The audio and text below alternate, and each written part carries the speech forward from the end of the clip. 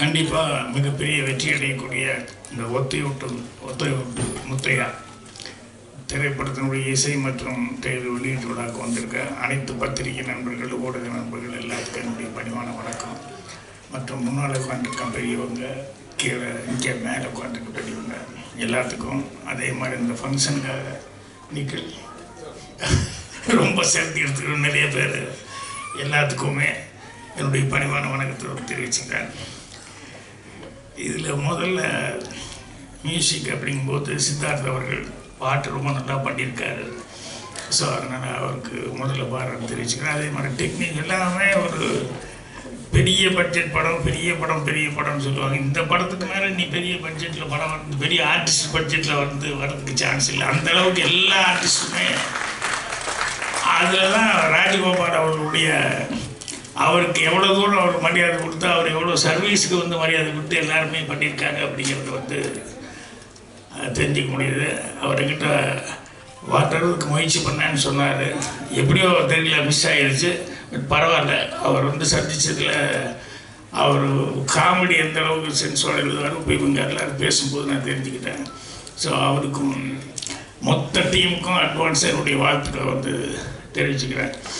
ஏன்னா அந்த கடைசியில் உணர்ந்து விடும்போது எப்போ லைட் ஆஃப் பண்ணிடுவாங்களோ, எப்போ இது பண்ணிடுவாங்களோ அப்படின்னு சொல்லிட்டு அந்த ஒரு டென்ஷனே இருக்கும். இருந்தாலும் ராஜன் சார் என்னை பற்றி பேசும்போது நல்லா ஒன்று சொன்னார், கவனிச்சது போகிற அவர் இந்த பாவாடியை. ஆனால் கடைசியில் சொல்லும்போது பாகியராஜான்னு சொல்லி என்ன எடுத்துக்கிட்டாங்க. இது பல தடவை நான் கவனிச்சிருக்கேன். எல்லாரும் அந்த மேட்டருக்கு போயிட்டு கடைசியில் பாகியராஜன் என்ன கொண்டு சொல்ல. ஸோ இந்த படத்தில் மணி அவர்களை பற்றி சொல்கிறதுக்கு மணியான ஒரே ஒரு விஷயம், நிறைய விஷயம் சொல்லலாம். இந்த யுகத்தில் சொல்லுவாங்க இல்லையா, இப்போ கலியுகத்தில் இருந்துட்டு இருக்கோம், இதுக்கு முன்னால் 3 யுகம் அப்படின்னு சொல்லுவாங்க.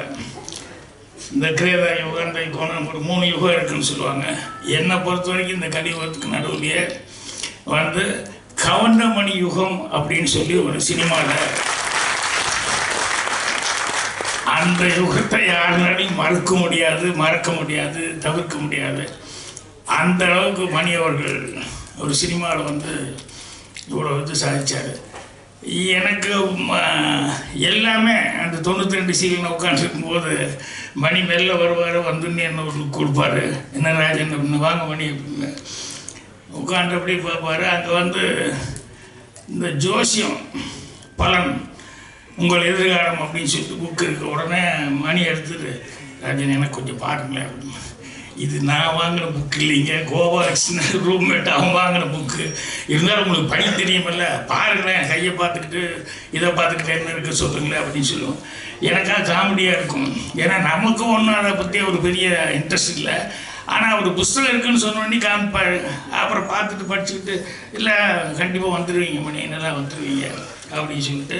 ஏன்னா ஒரு மனுஷனுக்கு ஹோப் கொடுக்குறது ரொம்ப முக்கியம் இல்லையா, அதை வந்து சொல்லிட்டு இருப்பேன்.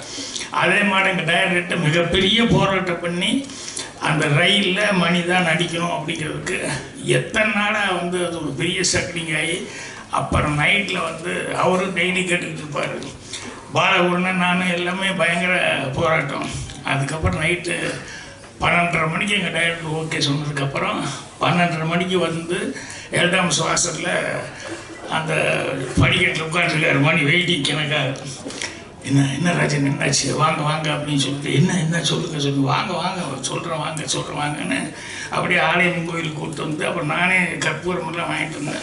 இதை முதல்ல கொளுத்தி சாமி மூடு மணி அப்படின்னு சொல்லிட்டு ஓகே ஆயிடுச்சு அப்படின்னு. எனக்கு அந்நேரத்து கோயிலெலாம் பூட்டி தான் இருக்குது, இருந்தாலும் அது கற்பூரத்துக்கு கொளுத்தி இது ஒரு பெரிய லைஃப்க்கு ஒரு பெரிய இதாக இருக்கும் அப்படிங்கிற மாதிரி சொல்லி கும்பிடுங்க அப்படின்னு சொல்லிட்டேன்.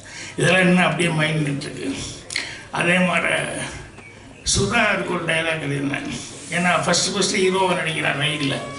ஸோ முதல்ல அவன் பேசுகிற வார்த்தை வந்து ஒரு நல்ல வார்த்தையை ஒழுகணுமே அப்படின்னு சொல்லிட்டு இந்த ரயிலில் டைலாக் எழுதும்போது அப்படியே ரொம்ப யோசிச்சு, அது வந்து பழனியில் தான் ராத்திரியில் 12:30 மணி உட்காந்துட்டு அவன் ஹேர் கட் பண்ணிகிட்டே பாட்டு கட்டுறாள். ஹேர் கட் பண்ணிகிட்டே வந்து அவன் பாடணும் அப்படிங்கும்போது ரொம்ப யோசிச்சு நல்ல வார்த்தையாக இருக்கணும்னு சொல்லிட்டு, எல்லாருக்கும் நேரம் வரும் தெரிஞ்சுக்கோ, அது நல்லவருக்கே நிலைச்சிருக்கோ புரிஞ்சுக்கோ, கல்லாருக்கும் செல்வம் வரும் தெரிஞ்சுக்கோ, அதை காப்பாற்றத்தான் புத்தி இருக்கணும் புரிஞ்சுக்கோ அப்படின்னு சொல்லி சுதா இருக்கிறதுங்க. அதை அப்படியே கவுண்டமணி தான் கரெக்டாக போடணும். நல்லவராகவும் இருந்திருக்காரு, வல்லவராகவும் இருந்திருக்காரு. அதே மாதிரி கிடைச்ச ஒரு சந்தர்ப்பத்தை எப்படி காப்பாற்றிக்கணும் அப்படிங்கிறதுக்கு பாருங்க, அதில் பயங்கர கண்ணும் கருத்துமாக இருப்பார். நான் இப்போ கூட சொக்கத்தங்க டைமில் கூட ஷூட்டிங்கில் பார்த்தா இந்த செந்தில் இருக்கானே, செந்தில் வந்து அவனுக்கு நம்பியாரன் கூட நடிக்க ஒரு சான்ஸ் கிடைச்சோன்னே டெய்லி ஒரு தடவை அழுதுருவான். ஷூட்டிங்கில் ஷாட்டுக்கு வரான்னு சொல்லி கூப்பிட்டா உடனே அழுதுருவான். நான் நம்பியாரன் கூட எல்லாம் நடிப்பேன் அப்படின்னு சொல்லிட்டு. ஆனால் சொக்கத்தக்க ஷூட்டிங் எப்போ பார்த்தோம்னா டெய்லி ஒரு பெட்ஷீட்டு இல்லைன்னா பெரிய போர்வை அது சீட்டு கட்டு இது கரெக்டாக எடுத்து வந்துடுவான். வந்து இறங்கும் போதே ஸ்பாட்டில் அவனுக்கு ஒரு 3-4 பேர் வச்சுருப்பாங்க. எங்கே ஒரு ஓரமாக என் கண்ணில் கட்டினா அந்த திட்டுவேன் அப்படின்னு சொல்லிட்டு எங்கே ஒரு ஓரமாக போய் வந்துடணுமே அதில் உட்காந்துருவாங்க. நான் திட்டுவேன், என்னடா இப்படி பண்ணுறேன்னு, பழக்கமாகி போச்சுன்னு என்னென்ன பண்ணுறது அப்படிமா. ஆனால் கவுண்டமணி வந்து உட்கார்ந்ததுலேருந்து இன்றைக்கி என்ன சீனு என்ன டைலாக்கு அப்படின்ட்டு எப்பா அவர் எழுதுறது பழக்கம் இல்லை, இருந்தாலும் கேட்டுருங்கப்பா கொஞ்சம் முதல்ல இருந்தால் நானும் கொஞ்சம் அசை போட்டுருந்தா கரெக்டாக இருக்க மாட்டேன் அப்படின்னு. எனக்கு ஒரு பெரிய கெட்ட பழக்கம் என்னென்னா அந்த நேரத்தில் தான் சொல்லுவேன் ஷார்ட்டை வச்சுட்டு. இது சிவாஜி சார்கிட்டே நான் அனுபவப்பட்டு திட்டு வாங்கியிருக்கேன். கவுண்டமணி சொல்லி சரி விடு, அவருக்கு டைலாக் வராது, அந்த நேரத்தில் சொல்லும்போது பண்ணிக்கலாம் அப்படிமா. ஸோ அந்த கிடைக்கிற நேரத்தில் கூட அந்த டைலாக் எவ்வளோ தூரம் இம்ப்ரூவைஸ் பண்ண முடியுமோ, எந்த அளவுக்கு அதை வந்து நம்மளால் அதில் ஏதாவது புதுசாக ஏதாவது செய்ய முடியுமா அப்படின்னு சொல்லிட்டு அவ்வளவு கடுமையாக வந்து உழைச்சிக்கிட்டு இருந்தார். ஸோ அதனால் இன்றைக்கி வரைக்கும் இந்த கவுண்டமணி யுகம் அப்படின்னு நான் சொல்கிற காரணம் என்னென்னா, அவர் வந்து எல்லாம் லைட்ஸ் இருக்கிறதுன்னு சொல்லுவாங்க இல்லையா சினிமாவில், அந்த லைப்பு அப்படிங்கிறது வந்து அவருக்கு ஆரம்பத்துலேருந்து நாடகத்துலேருந்து சரி, அதுக்கப்புறம் நடிகை வந்ததுலேருந்து சரி, இன்னைக்கு வரைக்கும் பார்த்தாலும் அதே இது தான் இருந்துட்டு பாட்டு.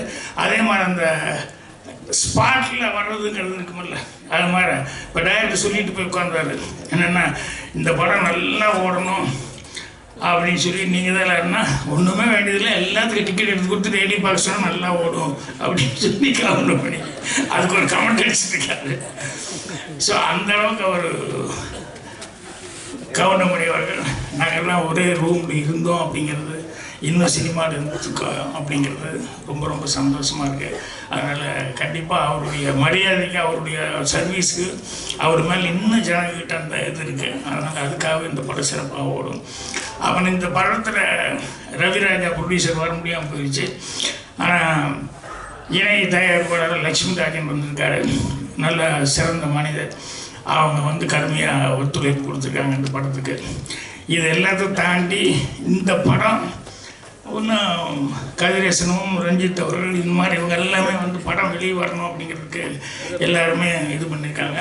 இதுக்கு எல்லாமே ஒரு சின்ன ஒரு என்ன சொல்லுவாங்க அச்சாணின்னு சொல்லுவாங்களே சின்னதாக, அது மாதிரி புவனேஷ் இவன் தான் கடைசி நேரத்தில் இந்த படம் வெளியிடுறதுக்கு ரொம்ப கஷ்டப்பட்டு எல்லாம் பண்ணிக்கிட்டு இருந்தான். அந்த புவனேஷ் அவர்களுக்கு வாயா நீ யாருன்னே தெரியாது, எப்போ அவர் சால்வு கொடுப்பாங்க. யங் ஏஜ்லேயே நிறைய டிகிரி வாங்கி நிறைய படிச்சிருக்காங்க. ஆனால் எந்த இது எடுத்துக்கிட்டாலும் அதை பிரதிபலன் பார்க்காம அதில் கடுமையாக ஒழிக்கக்கூடிய ஒரு ஆள். ஸோ இந்த படத்தை இப்போ எனக்கு தெரிஞ்சு இந்த ஒரு 3-4 மாதமாக ஃபுல்லாக இதை பற்றிய கான்சன்ட்ரேஷனாக இருக்குது. ரொம்ப இந்த படம் வெளியே வர்றதில் வந்து ரொம்ப முயற்சி எடுத்துக்கிட்டாங்க. இவருக்கு நண்பர் சீமானே ரசிகமன்றாள் அவரெல்லாம் வந்து இவருக்கு பெரிய பக்கப்படமாக இருந்திருக்காங்க. ஸோ இவ்வளவு பேரும் வந்து அதான் சார் கதிரேசன் செந்தில் அதான் படத்துக்காக யாரெல்லாம் வந்து இந்த படத்தை வெளியே கொண்டுறதுக்காக இது பண்ணாங்களோ உழைச்சவங்க எல்லாத்துக்கும் என்னுடைய மனமார்ந்த தெரிவிச்சுக்கிறேன். நான் சொன்ன மாட்டேன், இந்த படமே மீண்டும் ஒத்தையோட்டு முத்தையா அப்படிங்கிறது வந்து கவுண்டமணி அவர்களுடைய பிராண்டு. அதனால் மீண்டும் அடுத்தது கவுண்டமணி வச்சு மறுபடியும் படங்கள் தொடர்ந்து செய்யணும் அப்படிங்கிற அளவுக்கு எல்லாத்துக்கும் ஒரு உற்சாகத்தை கொடுக்கணும் அப்படின்னு சொல்லி அவருக்கும் அந்த படத்தினுடைய தயாரிப்பாளர்கள் மற்றும் டெக்னீஷியன்ஸ் எல்லாருக்குமே நிறைய ஆர்டிஸ்ட்டு ஒர்க் பண்ணியிருக்காங்க. ஒவ்வொருத்தருத்தையும் சொல்கிறதுனா ரொம்ப டைம் ஆகிட்டு இருக்கும். எல்லாத்துக்குமே என்னுடைய மனமார்ந்த வாழ்த்துக்கள் அட்வான்ஸாக வந்து தெரிவிச்சுக்கிறேன். நன்றி, வணக்கம்.